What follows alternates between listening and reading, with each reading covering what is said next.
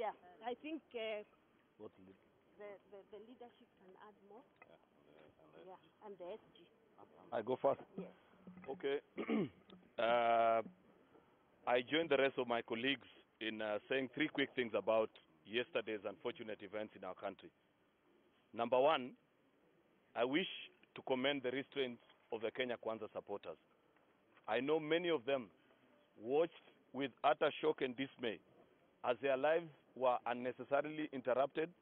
They could not go about their businesses, their children could not go to school, and many other duties that they could not go about because of the incessant, ugly behavior of ODM goons that they reign terror in this city and few parts of the country. I have seen messages from many of them to these leaders that are behind me here, asking them, up to when shall we allow these people to continue to blackmail us and stop our day routines with reckless abandon? I wish to plead with them that kindly allow the government of the day time as we sort this issue for once and for all. Never again shall Kenyans continue to live under Mr. Odinga's blackmail, for which he is rewarded after every election. This administration has said this is the final time, this shall never happen again. Secondly, I wish to join the rest of my colleagues in celebrating our police officers who, despite a lot of provocation from ODM goons, you saw police officers innocently standing in stifling hot sun, being hunted like dogs by ODM mandarins. But they kept their calm, they never shot anybody, they peacefully dispersed the crowds. We want to tell our police officers that is what we expect. The only challenge that we want to give to the police is that those looters that are publicly known, those that have been captured on cameras, breaking up meetings, stoning people's vehicles, going into business premises, we want to see them arrested and arrested right now. The leaders that have been accompanying them into these demonstrations, they also need to be arrested and brought to book. But we celebrate the good work of our police officers. We know you're working under very difficult circumstances. It was not difficult for you to shoot some of the people that were clearly provoking you, but you kept your calm and you maintained peace and order and protected people's property. We celebrate you as our police officers.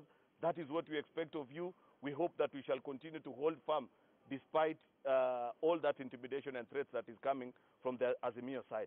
Lastly, is to the great people of Luo Nyanza. We celebrate you also because you largely remained peaceful, save for a few goons that were hired by Odinga through his ODM MPs. Many of you kept your calm. You went about your business. You are sending messages and pleading for help, saying, even you in Luo Nyanza, you are tired of this blackmail. And let nobody lie to you that the only way through which you can get development is through a handshake via Mr. Odinga. That is a lie.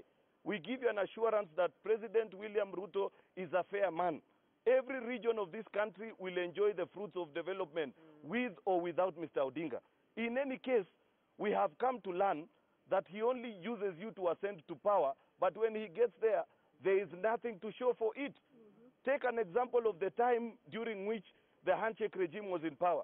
There is nothing of substance that can be pointed out in Luo Nyanza and shown that they gained this by being under the handshake government. In fact, many of the projects that were put there, Mr. Odinga ended up looting those projects.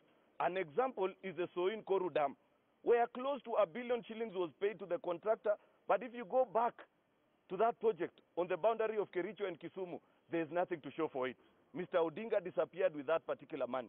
Therefore, let them not lie to you that the only way you can get development is by picketing and throwing stones so that he forces his way into government. All he is looking for is an opportunity for him and his family to loot this country. Do not allow him. Keep calm and know that you are part of Kenya. You will enjoy every right like every other citizen.